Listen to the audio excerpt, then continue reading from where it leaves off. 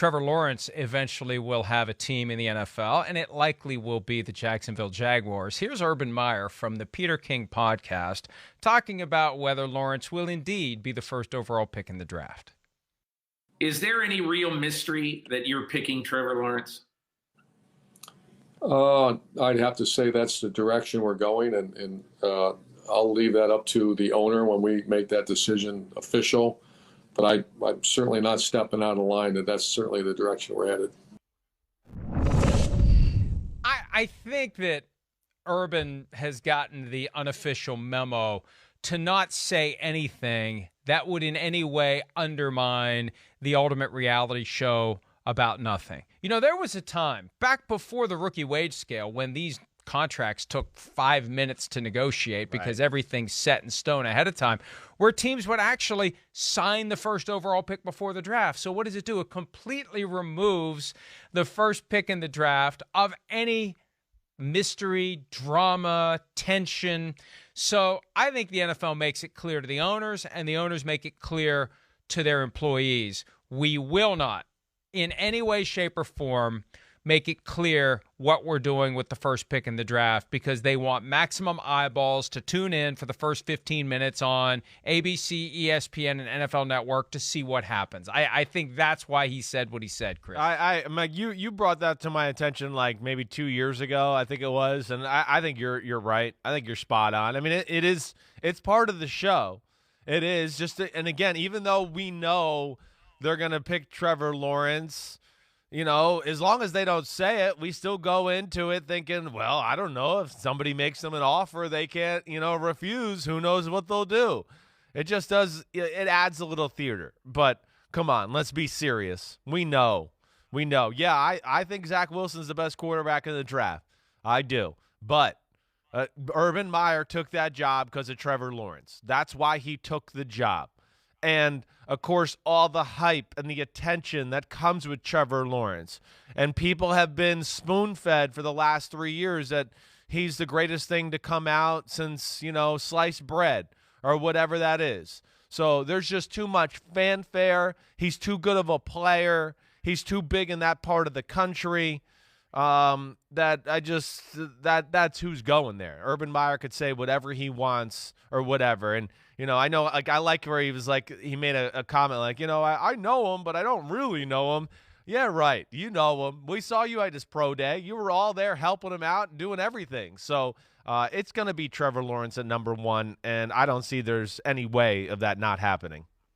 He said at a press conference, and he repeated to Peter King, that he was there hovering over Trevor Lawrence so he could, number one, put pressure on him, and number two, hear the ball come out of his hands. And I think it's important that he got that kind of a look at Lawrence, Chris, because Zach Wilson, and we're going to talk more about his pro day coming up in a little bit, but Meyer wasn't there for the pro day. And I saw somebody suggest that this was some sort of a smoke screen or something. Well, the smoke screen would be to be there. That would be the thing that maybe if the Jets have fallen completely in love with Zach Wilson, maybe there's a way to get the Jets to come up to 1 and take Wilson. You still get Lawrence at 2. You have to act like you're interested in Wilson to sell that. Not going to the Zach Wilson pro day underscores the fact that you're all in on Trevor Lawrence. Agreed. And there's no reason to be coy about it. There's no one that's going to jump you, and there's no other way you're going to get Trevor Lawrence unless you convince the other teams that you're interested in someone else. No, yes. I mean, I agree with everything you said there. We laid out all the reasons of why you take a Trevor Lawrence. And then, there's, of course, a lot of football reasons, too. Trevor Lawrence is really good. Yeah, I think Zach Wilson's better, but Trevor Lawrence is worthy of the number one pick in the NFL draft. There's no doubt about that. I got no issue with that whatsoever. And I do think with Urban Meyer, and the offense that he's going to run is going to be very similar to what we've seen with Urban Meyer at Ohio State, at Florida, at Utah, wherever. And that's going to be in a quarterback in a shotgun and a quarterback than Trevor Lawrence, who's going to be running an offense that's similar to what he ran in college. Yeah, it's going to be shotgun, hand it off, read options, quick screen out to the wide receiver, and then some aggressive down the field throws off of some of those type of things we just talked about. But I expect it to be more of a college-y type offense. Trevor Lawrence fits that, and I fully expect it to be that guy. I do. Urban Meyer also told Peter King that there's zero chance he's going to be another Nick Saban and hang around for a couple of years and then be gone. I don't think you ever want to say zero chance of anything. You don't know, and a lot can happen between now and the end of the 2022 season, 2 years in for Urban Meyer. So, we know to take these things with a grain of salt by now, don't we? I will not be the Alabama coach. I mean, if he's happy, he'll stay. If he's not, why stay? He's on the wrong side of 55, as am I. And why are you going to do anything at that age that you aren't happy doing? You should never do anything. Life's too short to do things you're not happy doing. But as you get closer and closer to the end of the road, why do things you don't want to do, Chris? It makes no sense. No, it does not. I expect, him really, I look at it to think that this would probably be Urban Meyer's last job.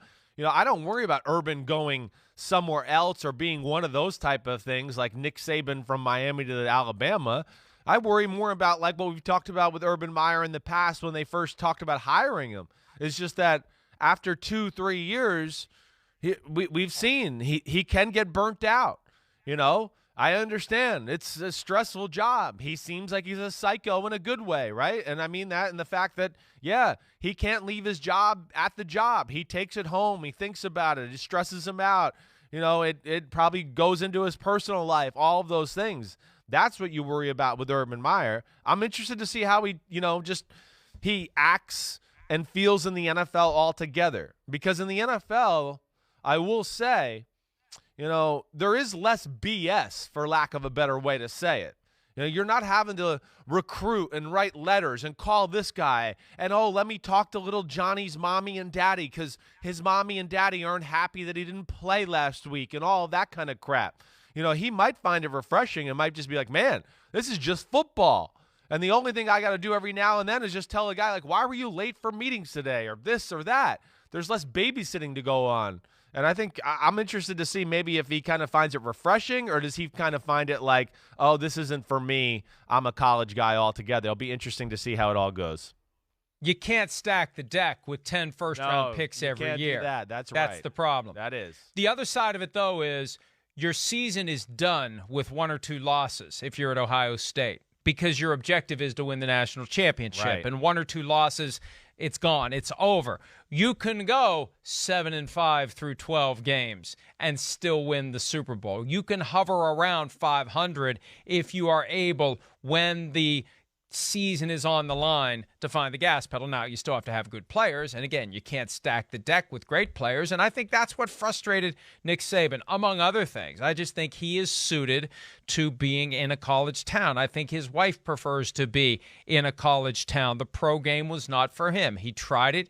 It didn't work, and he's never had any inclination to come back and try to rectify it. He knows what he wants to do, and he's doing what he wants to do.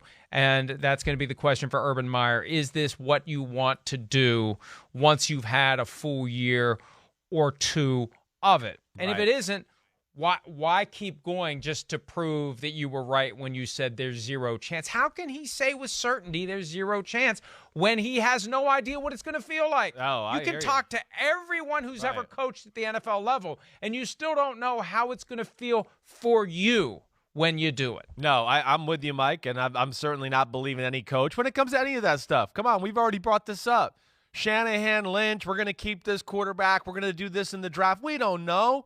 Don't listen to any of them with any of this stuff, and to Urban Meyer's defense too, in his own mind, he probably does think it's zero right now. It's like a great athlete. They convince themselves like, this is it. This is all I'm going to do. I'll never do that again. Until the Notre Dame job gets offered to me 5 years from now. Then maybe I'll get into that. We don't know. I'm just throwing that out there. I'm not trying to say. But you're right. Because really, what else can he say? Right. There are many must-lie situations for football coaches. Peter King asks him, "Are you going to be like Nick Saban?" Is he going to say, "Well, I don't know. I have to see."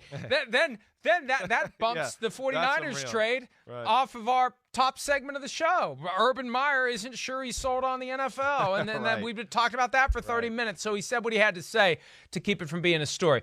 Deep down, though, you reserve the right to change your mind. And we've seen him change his mind many times. And especially guys who have made their career at the college level where there is so much easy mobility. One of the things he said as he was trying to put his staff together, he didn't realize these NFL contracts are like real. Like you just can't walk away whenever you feel like it and go coach somewhere else. Right. No, at the college level, it's easier to do. At the NFL, it's a different ballgame, but no one is going to force you to stay if you don't want to stay. And I think that's what it comes down to Urban Meyer. You know, the one thing that's been guarded pretty closely is what the Jaguars are paying him. I was told he wanted $12 million a year, and there was some weird rebuttal to that, like he doesn't. Okay, he wants less than that. I mean, why is someone fighting back against the notion that he wanted $12 million a year? They've managed to keep under wraps what he's actually getting.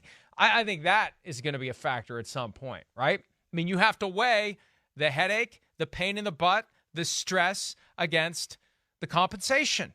And the more you make, the more crap you're willing to put up with. So I think that's part of it as well. Where's that dividing line between they're paying me enough that I'll deal with something that really isn't great, Right. versus they're not paying me enough and I'm too old for this crap. No, yeah, you're right. You know, it's a different intensity when the NFL compared to the college. Like we talked about college, where you got to worry about kids and their parents and the recruiting and all of that. You know, NFL, you don't have to do as much as that type of stuff. I mean, we know that, and you're going to get a few breaks here and there. But you know, the intensity of the work goes up another level, and like you said.